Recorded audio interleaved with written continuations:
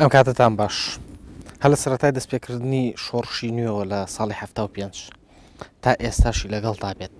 قسە و باسی زۆر دەربارەی ئەدای یەکێتی نیشتمانی کوردستان لە ناوچەی بادینان و نفوزی یەکێتی لە بادینان و کارەکانی یەکێتی لە بادیناندا دەکرێت. زۆر جار باسی ئەوە دەکرێت کە لەگەڵ دروستبوونەوەی شۆڕشدا یەکێتی نیشتمانی کوردستان نەیتوانیوە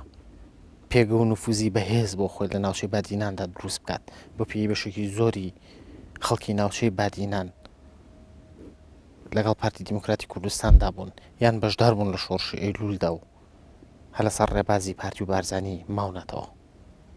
ئایا لە ئێستادا یەکێتی نیشتمانی کوردستان بارودۆخی لە بادیناندا چۆنە؟ چی لەم پەرە لە بەردەم کارەکانی یەکێتیە لە ناوچەی بادینان؟ بارودۆخی ناوخۆی یەکێتی چ کاریگەریەکی هەبووە لەسەر نفوز و پێگەی یەکێتی لە ناوچە جیاجاکانی کوردستاندا و بە تایبەتیش لە ناوچەی هەولێر و بادینان جیابوونەوەی بزوتنەوەی گۆڕان و بەشێکی زۆر لە کادرانی یەکێتی چ کاریگەریەکی هەبووە لەسەر نفوز و پێگەی یەکێتی لەو ناوچەیە. لە مەڵقەی بەرنامەی بەڕاشکاویدا لەگەڵ کاک سعدی ئەحمەد پیرە ئەندامی مەکتەبی سیاسی یەکێتی نیشتمانی کوردستان ئەمانەوەی هەڵوەسە لەسەر ئەدای یەکێتی نیشتمانی بکەین لە ناوچەی بادینان بۆ پێی بەڕێزیان بەرپرسی مەڵبەندی بادینانی یەکێتی نیشتمانی کوردستانن لە ئێستادا بزانین پێگەی یەکێتی لەو ناوچەیە چۆنە و چ شتێک لەم پەرە لە بەردەم کارەکانیاندا و دەتوانین بڵین ئایا یەکێتی وەک جاران هێزی دووەمە لە سەرانسەری کوردستاندا یان بپێین زۆنە جوگرافیەکان پێگە و نفوزی یەکێتی پاشەکشەی کردو. کاک سعدی بەخێبێ بۆ بەرنامەی ڕاشکاوی. زۆر سپاس بۆ جەنابت و بۆ تەلەڤیزیۆنی NRT و بۆ بەرنامێکی بە پێزی وەکو بەرنامەی بەڕاشکاوی. زۆر سپاس ساکەم. کاک سعدی وەک لە سەرەتا شۆوتم هەر لەگە دروستبوونەوەی شۆڕشی نوێیە قسەی زۆر لەسەر نفوز و پێگەی یەکێتی ئەکرێت لە ناوچەی بادینان. نفوز و پێگەی یەکێتی بۆ هەرگیز لەو ناوچەیە ئەو بەهێزە نەبووە کە یەکێتی بێتە هێزی یەکەم. لە ڕاستیدا بۆ ڕاستکردنەوەش بێ ئێمە پاش کۆنگرەی سێم ناوچەکانماندا باش کردووە بڕیار بوو کە هەر یەکێ لە پارێزگاکان بەلای کەمی ئەندامێکی مەکتەبی سیاسی لێبێ. من بە حکمی ئەوەی کە ماوەیەک لە مووسڵ بوو نەعەق لە عەلاقاتیش باشم هەبوو لە مەنتقەی بادینان دەستنیشان کران بۆی کە سەرپەرشتی و کە مەسئولیەتی مەڵبەندی چواری بادینان و مادینان بکەم و سەرپەرشتی مەڵبەندی مووسڵ بکەم. تا پێش تقریبان 3 هەفتە ئێستا گەڕامەوە بۆ پارێزگای هەولێر ئێستا مەسئولی مەڵبەندی پارێزگای هەولێر.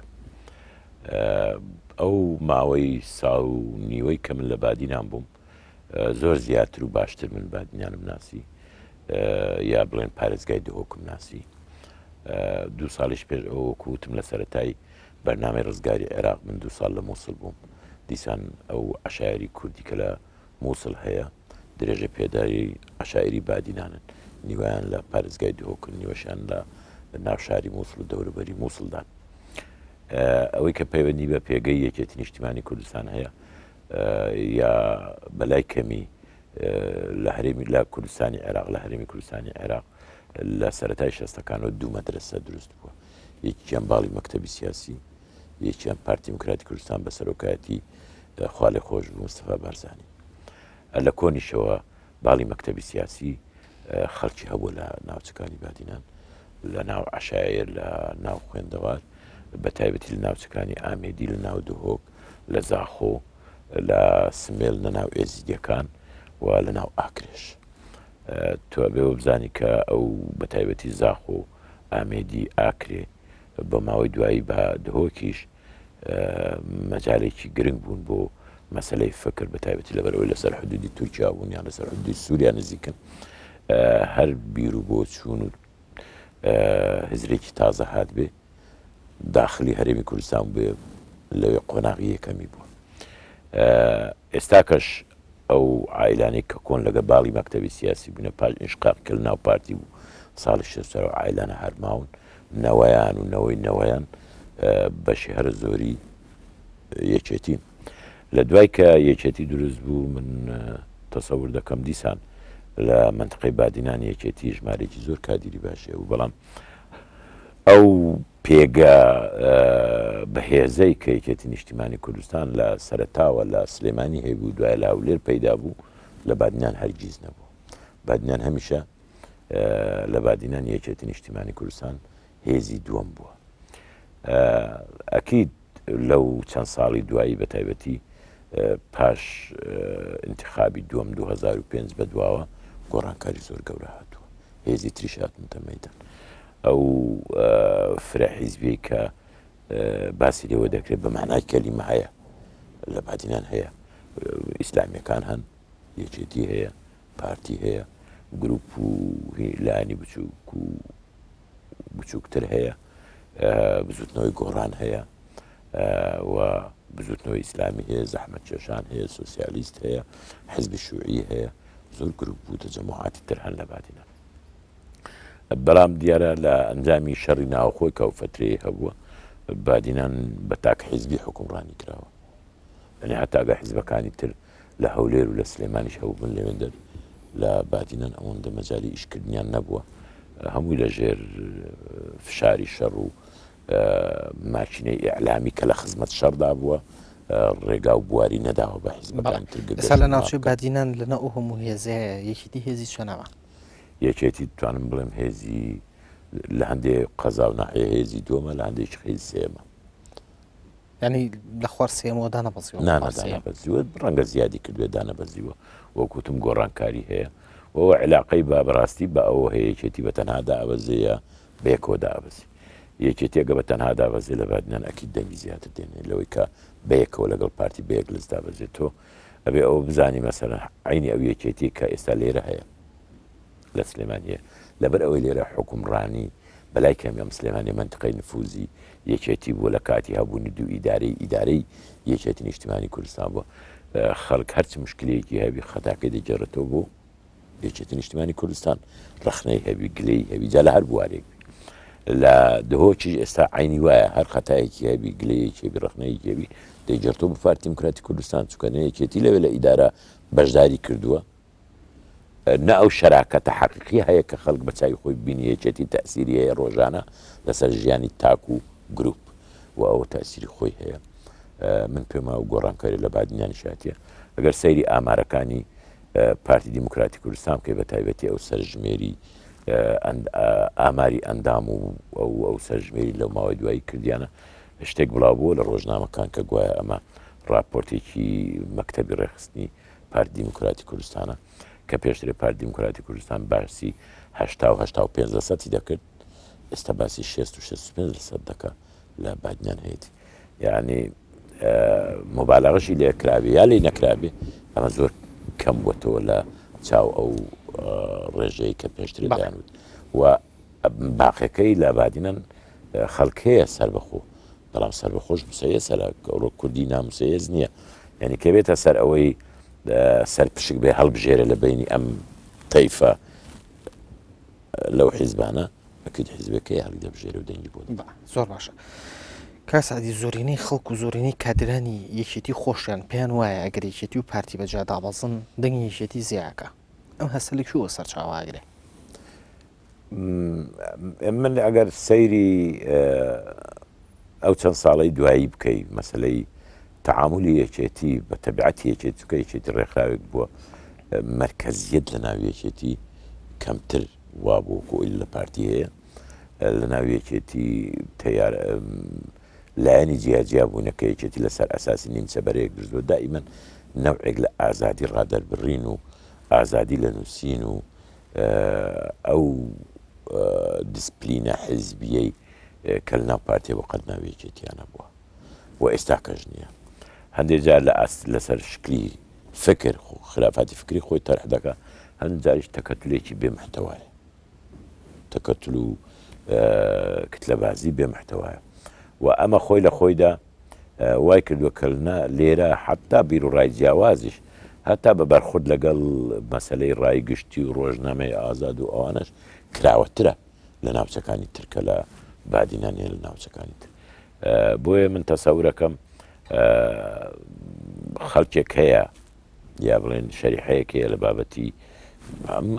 ئەم هینەی ئێوە ئەم تەلەڤیزیۆنەی ئێوە بەشێکی زۆر لە ڕۆژنامە ئەهلیەکان تەنانەت بەم یاسای ڕۆژنامەگەری یاسایەکی لیبەرالیشە پێیان وایە هێشتا کەمە دەبی پانتەیەکی هێشتا فراوانتر بدرێ بە مەسەلەی ڕۆژنامەگەری و ڕادەبردنەوەوانە لەگەڵ ئەوە یەکێتی و پارتی دەمێکە حکومڕانن لە هەرێمی کوردستان و لەو ناوچانەی کە سنووری کۆنی پارتی دیموکراتی کوردستان وەکو هەولێر و ناوچەی بادینان خەڵک ئەگە مشکلی هەوی لەگەڵ پارتیەتی بە دەرەجەی ئاساس و خەڵک پێی وایە ئەگەر دەنگ نەدا بە یەکێتی کە ئەندامی یەکێتی بچی لە ڕێکخراوێشکەیش بکە لەبەر ئەوە دەنگ نادە چکە یەکێتی و پارتی بە لیستێکدا ئابەسی ممکن لە سلێمانی نەوعێکی تر بێت کە دەنگ نادە بە پارتی لەبەر ئەوەی لەگەڵ یەکێتی بە لیستێکدا ئابەسی تێگەی انتقام لە حیزبەکەی خۆی دەکاتەوە ئەمە هەیە لە هەموو لایەک جا ئەگەر بەتەنها دابەزنەوە کاتە حیزبەکەی خۆی هەڵە بژێری من دڵنیام لەوەی کە خەڵکێکی زۆر لە پارتی لە یەکێتی لێرە و لەوێ دەنگەدەن بە گۆڕان دەنگەدەن بە یەکگرتووی ئیسلامی تەنانەت هەر نمونەیەک بۆ بێنم ئێمە ئۆردوگایەکی یەزیدیەکان هەیە زۆر نزیکە لە دهۆک ناوی ئۆردوگای شاریەیە لە هەڵبژاردننی یەکێتی مامۆستایان 13 مامۆستای یەزیدی دەنگیدا و بە یەکگرتووی ئیسلامی ئەخرەوە بۆ یەزیدیە کفرە وانە دەکا قیامەت هەڵسەوانە بەڵام دەنگی نەدابێ بۆی بڕای پێەیە دەنگی داوێ بۆی دەسەڵات بە ئاگابینی کە من ناڕازی تێدەگەی تا ئەوێش خەڵگەڕ کەواتە ئەمە زۆر بە ڕاشکاوی پێم بڵێ تۆ تا چەند لەگەڵ ئەو دەنگانایی کە داوای هەڵۆشاندنەوەی ڕێکەوتن نامی استراتیجی ئەکەن و پیان وایە ڕێکەوت نامی استراتیجی لە زیانی یەکێتی بووە من قەتعاً دژی ئەو دەنگانم کە داوای هەڵۆشاندنەوەی ڕێکەوت نامی استراتیجی دەکەن زانی چۆن من ماوەیەکی یەکجار زۆر لە پەیوەندیەکانی دەرەوەی یەکێتی بوو مەسئولیەتیشم هەبوو و بە حکومی ئەو مەسئولیەتە من زۆر دنیا گەڕاوم زۆر تەجروبەشم هەیە لە بزوتنەوەی ڕزگاری خوازی گەلانی تر ملەتێک کە لە ناوچەیەکی داخراوی هەبێ و کۆی ئێمە نەدەیت لەسەر دەریای نە لەسەر عمقێکی بڵێن بەشێک لە ملەتی تو دەوڵەتی نییە تا عمقێک دروستکە بۆ تۆ هەرچا دەورەت تەنرابێ بە خەڵکێک کە بە داخوازەکانی تو ڕازی نییە ئەگەر نەمەوێت کە بڵێن خۆشی لە ناوخۆی ناکۆک بی و هێزەکانی بڵاوبی توانای بەرگری زۆر کەمە بێتەوە دێتە ئاستی نەبوون ئەمڕۆ لە گۆڕانکاریەکانی کە هەیە لەسەر دووشت وەستاوەیەکیان پێش گۆڕانکاریەکانیش ئێمە شەڕی ناوخۆ پێش شەڕی ناوخۆشکرد ناکۆچیەکان بووە سەبەبی ئەوەی کە ئەو دەرفەتە تاریخی هاتووە عێراق کوێتی داگیر کردووە بەبێ ئەوەی تۆ ئاگال لێبێ بە قازانجی تۆ کۆمەلگای نێونەتەوەی بڕیارێکی گرنگی داوە 660 و 661 هەم حەساری لەسەر عێراقداناوە هەم بڕیاریشی داوە عێراق بڕمێنێ تۆ چۆن باشترین ئیستیفادەی لێ دەکەی ئەگەر کوردی یەکگرتو نەبای ئیستیفادەی لێ نەدەکرا قەت دنیا قبولی نەدەکرد وڵاتانی دەوروبەر قبولیان نەدەکرد هەڵبژاردن بکەی پەرلەمان دروست بکەی حکوومەت دروست بکەی ببێ دەسەڵاتی ئەمری واقع زۆر پێشی بەرنامەی ڕزگاری عێراق لە 91ەوە و ئەگەر ئەوانە نەبووایە هەمووی ئەو ڕێکەوتن و شتانە بینی یەکێتی و پارتی نەبووایە ڕەنگە لە سەرتاوە ڕاپەڕین بە نەوعیشت بڕۆیشت بە ڕاپەڕین نەبووە ڕەنگە مەساری تاریخی و زۆر بە نەوعیشت دەڕۆی ڕەنگە ئەگەر ئەو کۆزڕەوە نەبووایە بڕیاری 680 نەدرابە خەتی 36 تا 32 دروست نەبە ڕەنگە هەڵبژاردن نەکرێت یەک دنیا لێکۆڵینەوەی ورد و گرنگ پێویستە لەمەڕ ئەم چەند ساڵی دوایی زۆر دەوڵەمەندە دەتوانیت چەندین ڕسالەی دکتۆرای لەسەر بکەیت کە وەکو تەجروبە و نرخاندن بتوانی بەکاری بێنی یەکێتی و پارتی ئێستاکە بە تەنها شەڕیان بی لەگەڵ هەموو حیزبەکان کە وەزعی کوردستان تێک ناچێت بەڵام لەگەڵ یەک شەڕیان بی وەزعی کورد تێکەچێت ئەو چەند ساڵی کە شەڕی ناوخۆ هەبوو لە 95 نهایەتی 95ەوە تا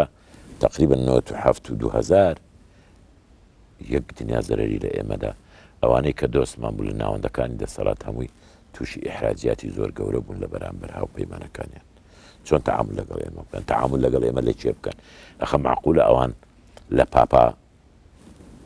مەسیحی تر بن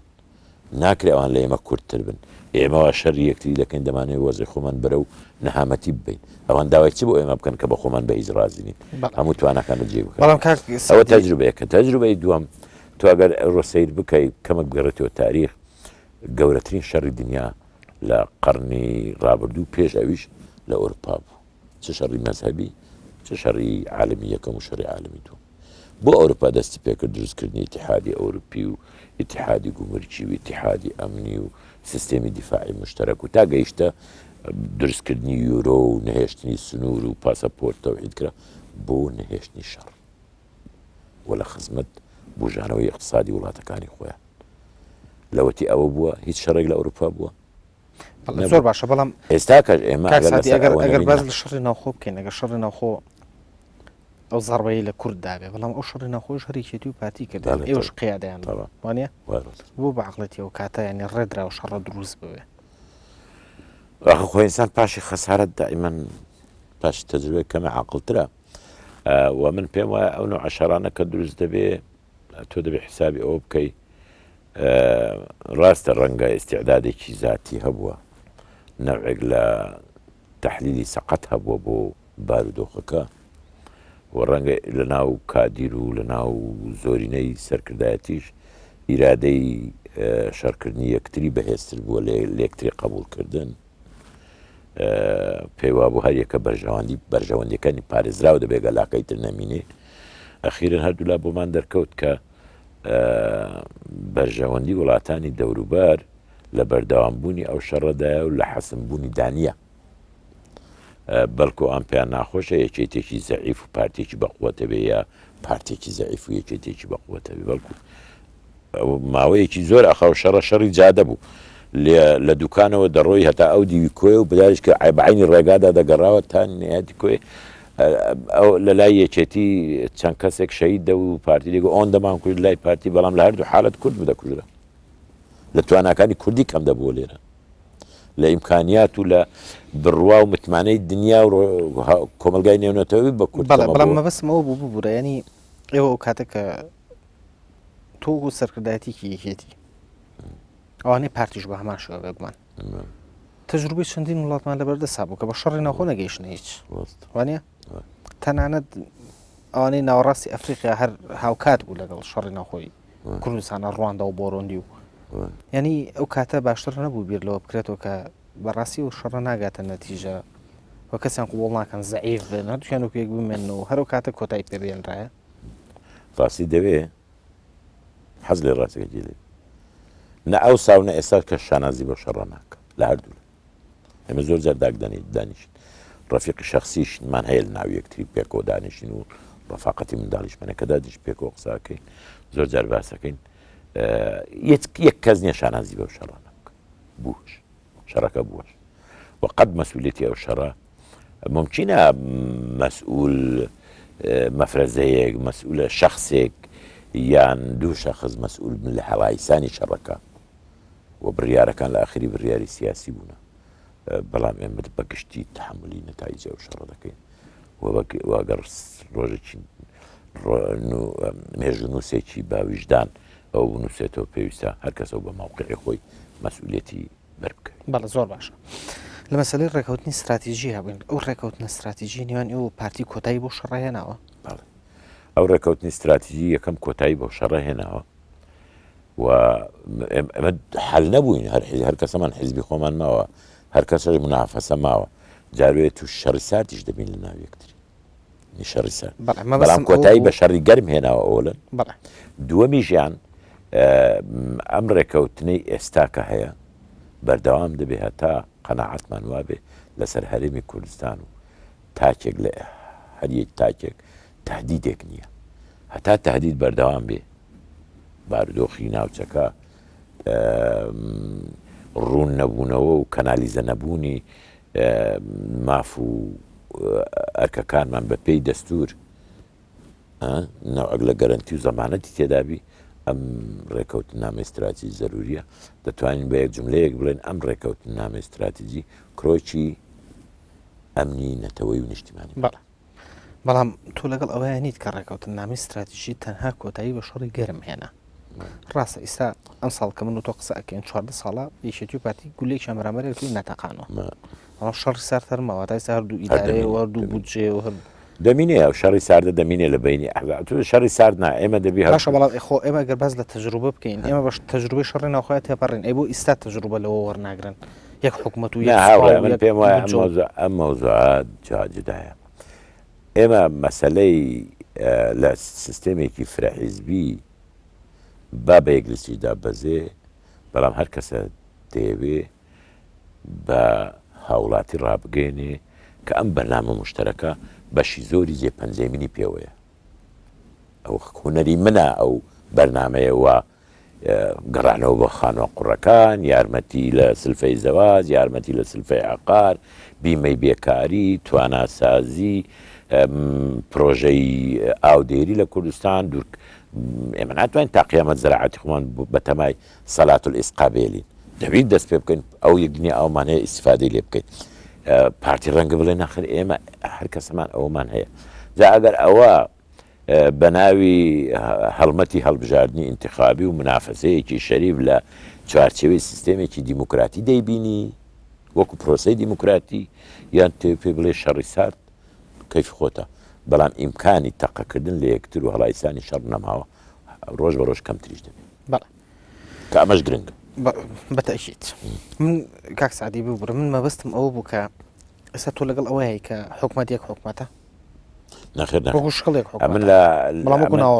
نەخێ وەکو ناوڕۆشیە حکوومەت نییە. من بە تایبەتی تۆ باسیەوەت کرد من لە ناوچەی بادینان بووم، وانە من لە سلێمانی ئاگادارم. هێشتا ئەم حکوومەتەی ئێمە سیمای دوو ئیدارەی زۆر پێوە دیارە و پاژماوەی دی ئیدارەی بە شێوەیە کە خەڵکی یەکێتی لە هەولێر و لە بادینان خۆی بە ئینسانی دەرەجە دوو دەزانێ و خەڵکی پارتیش لە سلێمانی و لە گەرمیان خۆی بە ئینسانی دەرەجە دوو دادنێ. بۆیە لە کۆبوونەوەی ئەخیری مەکتەبی سیاسی باز لەوە کرا کە چۆن چییە ئەرکی یەکەمی ئەم ئیدارەی تازە، ئەم حکوومەتی تازە، ئەرکی یەکەمی ئەم حکوومەتی تازە دەبی ڕئیسی وزرا و نائیب ڕئیسی وزرا، ڕئیس و نائیبی هەرێمی کوردستانی عێراق من لەو لای خانەقینەوە تا دەگاتە ئەو لای زاخۆ. ئەگەر ناتوانی ببنە هەمووی، ئەگەر ئەمری نائیب ڕئیس لە دهۆک نەخۆ و ئەمری ڕئیس لە سلێمانی نەخوا، ئەوە دوو ئیدارە. ئەگەر شەهیدی ئەگەش نه هەر کەسیان مەسەن ئێستا کابینەی پێنجەم ئەرکی خۆی جێبەجێکرد، ئەرکی کابینەی پێنجەم کردنی تێکەڵکردنەوەی دوو ئیدارە بە ئیدارەیەک تحقیقی کرد کەم و کوڕیمە. کابینەی دووەم مەسەن کابینەیەکە، کابینەی پێنجەم شەرەفی ئەوەی هەیە کە کۆتایی بە دوو ئیدارەی هێنا. کابینەی شەشەم شەرەفی ئەوەی هەیە ئەمەی تعزیز کرد، یعنی سەقامگیرتری کرد و لە هەمان کاتیە دەستی کرد بە ئاوەدانکردنەوە و خزمەت گوزاری و هەندێک کار بۆ ژنان و بۆ گەنجان و بۆ خێزان و بۆ جوتیار و هێشتا ئەرکی ئەو خۆی تەواو نەکردیە. ئێستا ئەم کابینەی تازدێ ئەوە دەبی تەواوکە، بەڵام هەموو لایەکمان دەزانین کە ماڵە شەهیدێک لە پارتی لە گەرمیان چ گوناحی هەیە ئەگەر جیرانەکەی کە شەهیدێکی یەکێتیە هەموو امتیازێکی هەیە، ئەوش لەبەر ئەوەی پارتیی امتیازێکی نییە. بە هەمان شێوە ماڵە شەهیدێکی یەکێتی لە دهۆک گوناحی چییە؟ درەنگ هاتووە کەمی هێناوە بۆ جیرانەکەی هەموو امتیازێکی هەبێ، ئەوش نان نەبێ بیخۆ لەبەر ئەوەی یەکێتی نابێ ئەو بمینی. نابێ خەڵک تەعیناتی ئەم تەعیناتی ئەو ئەخیرجار باش و بەڵام هێشتا بە تەواوی ڕێک نییە خەڵک لەبەر هەویە تا ئێستا پێویستی بە تەسکیە حیزبیە لێرەش لەوێت و ئەو تەسکێش نابێ ببینێ. هاوڵاتی دەبی لەسەر ئەساسی کەفاعەت، لەسەر ئەساسی پێویستی دامەزراوەکان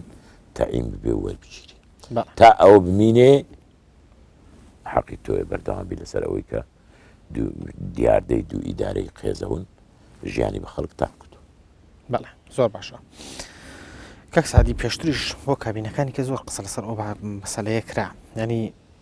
هەر بەرپرسێکی پارتی بێنیت ئیدانی ئەوە کاگەیسا دوو ئیدارەی تا ئێستا سیماکی لەناو حکوومەتدا ماوە هەر بەرپرسێکی یەکێتی بێنی بە هەمان شێوە، بەڵام ئەمەوێ لێت بەپرسم چی ئیش بۆ ئەمە بکا کە ئەمە نەهێڵە؟ ینی ئێستا ئێوە ئێتلافێکی حکومڕانن، زۆرینەتان لە پەرلەمان هێناوە حکوومەتان دروست کردەوە، باش ئەگەر ئێوە خۆتان ئیش بۆ ئەوە نەکەن کە سیمای دوو ئیداری نەهێڵن خۆ باس خۆمان دەکەین دەڵێن ئێستا یەکێ لە ئەرکایەکی کوردۆرەگرین و ئەگەڕێنەوە بە ڕێزاندۆیان پشۆ کوردە ئەگەڕێنەوە لاتان.